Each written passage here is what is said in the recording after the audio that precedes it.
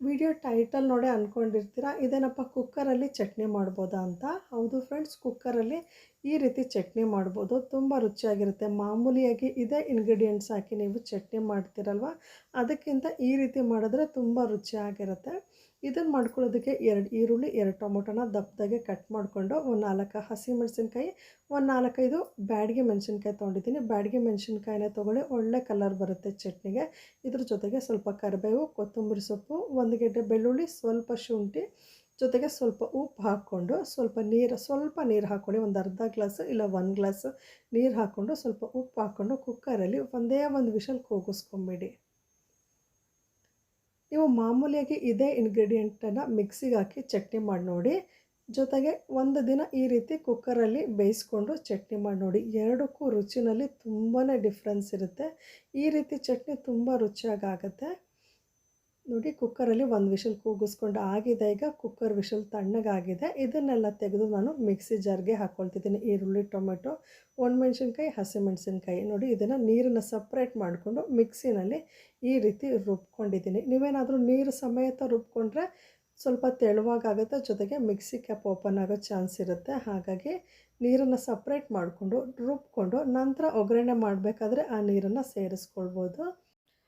ಈ ರೀತಿ ನೀವು ಮಿಕ್ಸಿನಲ್ಲಿ ನೈಸ್ ಆಗೋವರೆಗೂ ರುಬ್ಕೊಂಡ್ಮೇಲೆ ಇದನ್ನು ಇದೇ ರೀತಿ ತಿನ್ಬೋದು. ಇಲ್ಲಾಂದರೆ ಹೀಗೂ ಚೆನ್ನಾಗಿರುತ್ತೆ, ಇಲ್ಲಾಂದರೆ ಇದಕ್ಕೆ ಒಗ್ಗರಣೆ ಮಾಡ್ಕೊಂಡು ತಿಂದ್ರೂ ಚೆನ್ನಾಗಿರುತ್ತೆ. ನೋಡಿ, ಎಷ್ಟು ಚೆನ್ನಾಗಿ ಬ್ಯಾಡಗಿ ಮೆಣಸಿನ್ಕಾಯಿ ಹಾಕಿರೋದ್ರಿಂದ ಒಳ್ಳೆ ಕಲರ್ ಬಂದಿದೆ. ಇದಕ್ಕೆ ಒಗ್ಗರಣೆ ಮಾಡ್ಕೊಳ್ತಿದ್ದೀನಿ. ಸ್ವಲ್ಪ ರುಚಿ ಜಾಸ್ತಿ ಆಗಲಿ ಅಂತ ಒಗ್ಗರಣೆಗೆ ಮಾಮೂಲಿಯಾಗಿ ಎಣ್ಣೆ ಬಿಸಿ ಮಾಡಿಕೊಂಡು ಸ್ವಲ್ಪ ಸಾಸಿವೆ, ಸ್ವಲ್ಪ ಕರಿಬೇವಿನ ಸೊಪ್ಪು ಹಾಕಿ ಒಗ್ಗರಣೆ ಮಾಡಿಕೊಂಡು ರುಬ್ಬಿರೋಂತಹ ಚಟ್ನಿನ ಹಾಕಿ ಒಂದು 2 ನಿಮಿಷ ಚೆನ್ನಾಗಿ ಕುದಿಸ್ಕೊಳ್ಬೇಕು. ಇಲ್ಲಾಂದರೆ ಇದನ್ನು ಬೇಗ ಖಾಲಿ ಮಾಡ್ತೀವಿ. ಸ್ವಲ್ಪ ಇದೆ ಅನ್ನೋದಾದರೆ ಒಗ್ಗರಣೆಗೆ ಮಿಕ್ಸ್ ಮಾಡಿದ ತಕ್ಷಣ ಇದನ್ನು ಬಳಸ್ಬೋದು.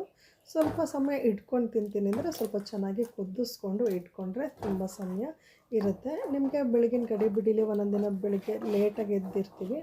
ಆ ಟೈಮಲ್ಲಿ ನೀವು ಇದನ್ನು ಚಟ್ನಿನ ಜಾಸ್ತಿ ಪ್ರಮಾಣದಲ್ಲಿ ಮಾಡಿ ಫ್ರಿಜ್ಜಲ್ಲಿ ಇಟ್ಕೊಂಡ್ರೆ ನೀವು ರೊಟ್ಟಿಗೆ ಬಳಸ್ಬೋದು. ಇದನ್ನು ಚಪಾತಿಗೆ, ಇಡ್ಲಿ, ದೋಸೆಗೆ ಬಳಸ್ಕೊಳ್ಬೋದು, ಜೊತೆಗೆ ನಂಚ್ಕೊಳ್ಳೋದಕ್ಕೆ. ನೋಡಿ, ನಾನೊಂದು 2 ನಿಮಿಷ ಇದನ್ನು ಒಗ್ಗರಣೆಯಲ್ಲಿ ಮಿಕ್ಸ್ ಮಾಡಿಕೊಂಡು ಕುದಿಸ್ಕೊಂಡು ಸ್ಟವ್ನ ಆಫ್ ಮಾಡ್ಕೊಳ್ತಾ ಇದ್ದೀನಿ. ತುಂಬ ರುಚಿಯಾಗಿತ್ತು. ಮಾಮೂಲಿಯಾಗೂ ನಾನು ಈರುಳ್ಳಿ, ಟೊಮೊಟೊ ಹಾಕಿ ಚಟ್ನಿ ಮಾಡಿ ನೋಡಿದ್ದೀನಿ. ಮಿಕ್ಸಿನಲ್ಲಿ ಹಸಿದೇ ರುಬ್ಬಿ ಚಟ್ನಿ ಮಾಡಿ ನೋಡಿದ್ದೀನಿ. ಅದ್ರ ಟೇಸ್ಟ್ಗೂ ಇದ್ರ ಟೇಸ್ಟ್ಗೂ ತುಂಬಾ ಡಿಫ್ರೆನ್ಸ್ ಇದೆ. ಈ ರೀತಿ ಚಟ್ನಿ ತುಂಬ ರುಚಿಯಾಗಿರುತ್ತೆ ಮತ್ತು ತುಂಬ ದಿನ ಇಟ್ಕೊಂಡು ತಿನ್ಬೋದು.